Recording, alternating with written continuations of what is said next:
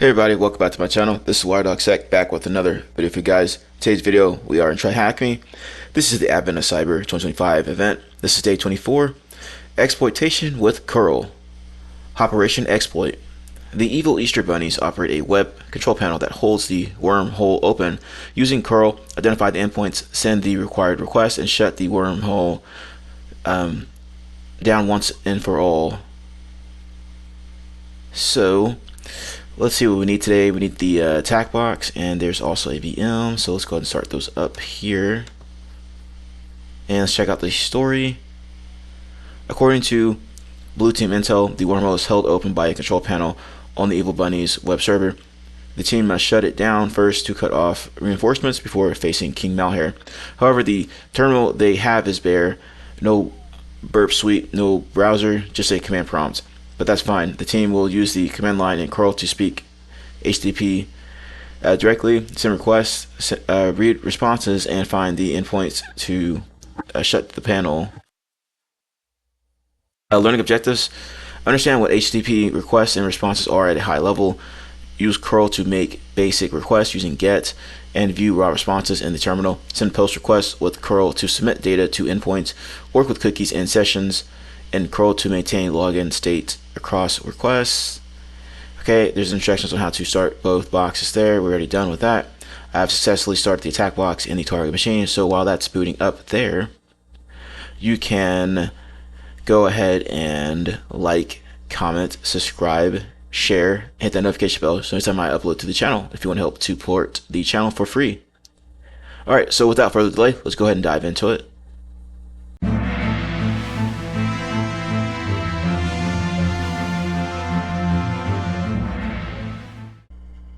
Task 2. Web hacking using cURL. HTTP requests using cURL. Applications like our browsers communicate with servers using HTTP, which is Hypertext Transfer Protocol. Think of HTTP as the language for asking a server for resources, which are pages, images, JSON data, and getting answers back. So if you want to access a website, your browser sends an HTTP request to the web server. If the request is valid, the server replies with an HTTP response that contains the data needed to display the website. In the absence of a browser, you can still speak HTTP directly from the command line. The simplest way is with cURL. cURL is a command line tool for crafting HTTP requests and viewing raw responses. It's ideal when you need precision or when GUI tools aren't available. Trying out cURL. Once you have attack box ready, open a command prompt and run the command below. So we're going to get cURL and we're going to hit this URL here. There we go. Welcome to the cURL practice server. Try sending a post request to /post.php. Okay, so we're going to target that endpoint. What happens after the command is that cURL sends an HTTP GET request for the site's homepage. An HTTP response is received containing the body, which is then printed in the terminal. Because this is a terminal, instead of rendering the web page, what you see is the text representation of the page in HTML. Sending post request. Suppose you've found a login form whose post target is post.php. When you log in through a browser, it sends a post request to the server containing the credentials you entered. We can simulate this directly from the terminal. A normal login form might look like this. So we're going to do this with this -x post -d, and then usually got username, password. Okay, that you would typically see like a form page as you're entering your information there. So let's fire it off. Instead, we should get invalid credentials, which we do. Here's what's happening. The -X post tells cURL to use the post method. -d defines the data we're sending in the body of the request. The data will be sent in the URL encoded format, which is the same as what HTML forms use. If the application expects additional fields like login button or a CSRF token, they can be included too. This is cross-site request forgery. So let's go ahead and try this here in the terminal. So now they have the submit equals login. Alright, so let's just go ahead and clear all this out. There we get invalid credentials again. To view exactly what the server returns, including headers and potential redirects, include the -i. Alright, so let's do that. Awesome. So now we have more information. Now we have the server information there. If the site responds with a set cookie header, that's a good sign. It means you've successfully logged in or at least triggered a session. Using cookies and sessions. Once you log in, web applications use cookies to keep your session active. When you make another request with your browser, the cookies get sent automatically, but with curl you need to handle it yourself. You can do this in 2 steps. So save the cookies and cookies.txt. Okay, I'm assuming there's already a file with that name. Or I guess not. Alright. Well, so if you were to follow along with this and you had a file named cookies in there, that's where they would be. And as you're logging in, you're just going to use these options here are flags. So the -c option writes any cookies received from the server into a file, cookies.txt in this case. You'll often see a session cookie like PHP SESSID equals XYZ123. Step 2, reuse the saved cookie. So if we were to do this again, this time we're going to use the cookies to make this request. The -b option tells curl to send the saved cookies in the next request, just like your browser would. This is exactly how session replay testing works, by replaying valid cookies in separate requests. Nice. Alright, so there you go. Automatic login and performing brute force using curl. Now that we can post or send post requests and manage sessions, it's time to automate things. Let's simulate a brute force attack against a weak login form. Start by creating a file named passwords.txt and place the following inside of it. So let's go ahead and do that here. And we have Sublime on here.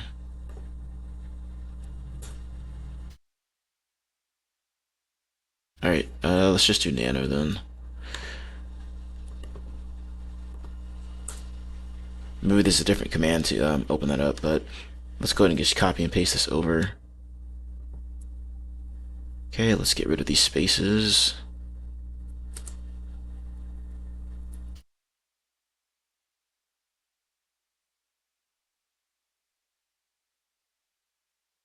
Alright. Alright, so we're good to go there with that file. It says then create a simple bash loop called loop.sh to try each password against brute force.php and copy and paste the code inside of it. Okay, so let's do that now.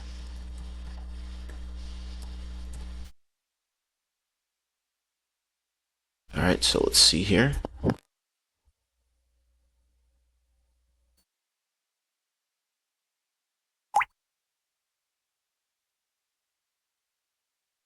Okay, it says then add the execute permission to the script and run it as below here. So chmod to change the permissions on it, adding that +x, make it executable.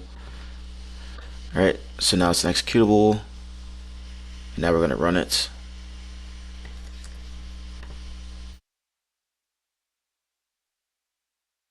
There we go. Nice. Here's how it works. The $cat password.txt reads each password from the file curl-s, sends the login request silently, no progress meter. The response is stored in a variable grep-q, checks if the response contains a success string like welcome. When found, it prints the working password and exits the loop. This exact method underpins tools like Hydra, Burp Intruder, and wfuzz or ffuzz as well. I think can do it. By doing it manually, you understand what's happening under the hood, a repetitive HTTP post with the variable data, waiting for a different response. Nice. Okay, so bypassing user agent checks. Some applications block curl by using or checking the user agent header. For example, a server may reject requests with user agent curl blah blah blah. To specify a custom user agent, we can use the -A. So it will look something like this. Right, if we were to fire this off, let's see if this does anything. Alright, there we go, nice. To confirm the check, we can use this here. And it's quite common. Attackers will change those user agents to avoid being like blocked and flagged and stuff like that. They'll change it to something that appears to be benign. Nice. Okay. If the first fails and the second succeeds, the UA check is working and you've bypassed it by spoofing. Nice. Okay, so bonus mission. This section is optional and applies only to the final bonus question. The instructions in the section do not apply to the regular questions. Feel free to skip it and proceed with the regular questions if you don't intend to attempt it. Alright, so let's try this first and then we'll try that bonus question after here. So let's see here. Make a post request to the post.php endpoint with the username admin and the password admin. What's the flag? The next one says make a request to /cookie.php endpoint with the username admin and the password admin and save the cookie. Reuse the saved cookie at the same endpoint. What's the flag you receive? And the next one, after doing the brute force on the brute force.php endpoint, was the password of the admin user, and then make a request to the /agent.php endpoint with the user agent gbfc. What is the flag you receive? Okay, so let's go ahead and try these out and see what we can find out. Hey everybody, this is WireDogSec. Just a quick reminder to subscribe to the channel and hit the notification bell. Once you hit the notification bell, be sure to set to all notifications so you know every time I post to the channel, upload a video, all that good stuff. Let's continue to grow our glorious community here. We are in the cyber trenches. We're not just reporting on it. Be sure to check out my channel as well. I have tons of videos that you can see here, over 300 videos ready for you to check out and learn something from. Be sure to review my posts. I'm frequently posting new things to my channel here, including jobs and everything related to that. Also, I have tons of playlists here that you can review, make it more convenient for you. Anyway, happy defending, happy hacking, enjoy the video.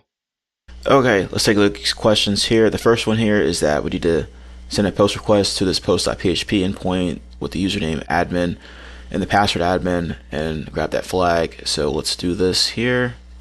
So this curl, and we have to use this -x, then post, and then it's basically what we did earlier, except we're going to replace the other information that had username and admin with the admin and admin as a username and password. So go ahead and do that, paste it in there, fire it off. There's our first flag. Second one is make a request to the cookie.php endpoint with the username admin and the password admin, then save the cookie. Reuse that saved cookie at the same endpoint. What's the flag? So basically the same thing we did earlier. So we're going to get that, capture that cookie first,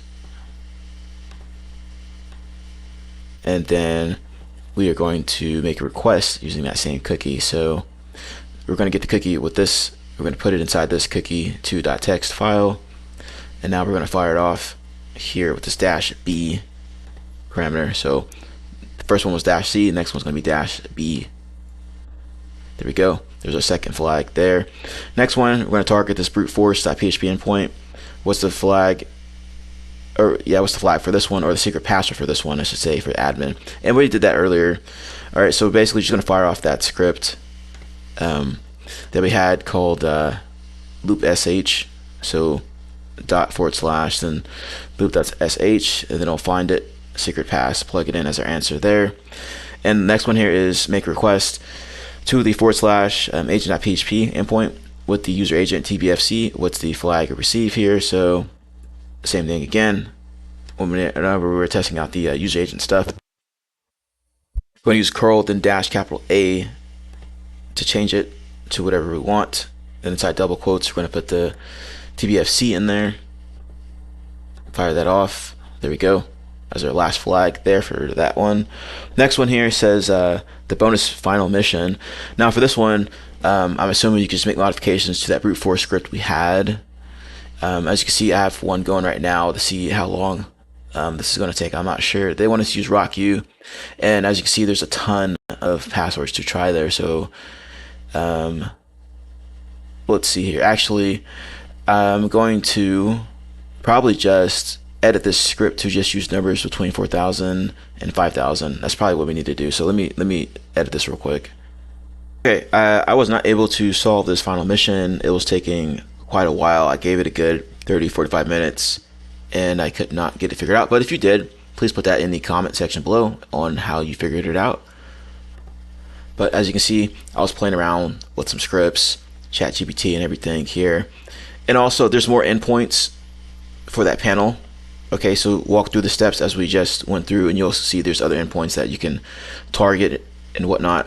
And I tried throwing some of that information inside of ChatGPT here, as you can see, as I was building out my scripts and modifying it and everything with ChatGPT. But yeah, couldn't get it figured out on my end, but hopefully you did. We're going to go ahead and wrap this video up with the conclusion here, task number 3. The final battle commences with the wormhole closed. King Malheur no longer had access to his reinforcements. McSkitty looked to her fellow Wareville town members. The king would only be vulnerable for a moment. The time to strike was now. Charged, McSkitty exclaimed. McSkitty and the townspeople of Wareville began unloading a barrage of snowballs on the king's bunny battalion. They quickly returned fire with egg projectiles. The skyline became a blur of snowballs and eggs, and McSkitty used this moment of chaos to sneak into King's throne room. Just as McSkitty was about to gain entry, a voice stopped her. "Not so fast," giggled Sir Carrotbane. He slowly approached McSkitty, who suddenly felt unprepared. Just when she thought she was out of luck, Sir Breach Blocker III stepped in front of her. "Go," he simply said. What are you doing?" Sir Carrotbane stuttered. "What I should have done a long time ago." "What's right?" Sir Breach Blocker the third slammed his shield into the snow and drew his sword. "Go," he shouted, turning to McSkitty. "Awesome." The end of the road. McSkitty seized the moment and ran into the king's throne room, where she found King Malheur throwing a tantrum. "Where are all my reinforcements?" "They're not coming," Malheur, McSkitty affirmed. "It's all over. Wareville is ours. Now let's see how you like being captive now." As she shouted, 2 Wareville town members sprang a cage on the king. It was over, thanks in large part to your efforts. McSkitty had been freed, and King Malheur had finally been stopped. Wareville was safe once again. The king was dethroned and sent to WireDogSec prison along with his co-conspirator Sir Carrotbane. Sir Breachlocker III was pardoned for his part in stopping the king's tyrannical plan and later became King Breachlocker. Nice. Congratulations on finishing Advent of Cyber and saving the day. From all of us at TryHackMe, have a Merry Sockmas and Happy New Year. I just completed Advent of Cyber 2025. Awesome. Hopefully you all made it to the end and joined me on all these rooms here for Advent of Cyber 2025. I'm looking forward to next year. There's some pretty good rooms here. I really enjoyed it. Hopefully you all did as well.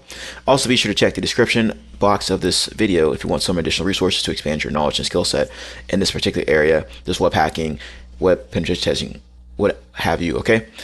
But if you want to help support the channel, be sure to like, comment, share, subscribe, hit that notification bell so anytime I upload to the channel. Have a nice day, and I will see you later.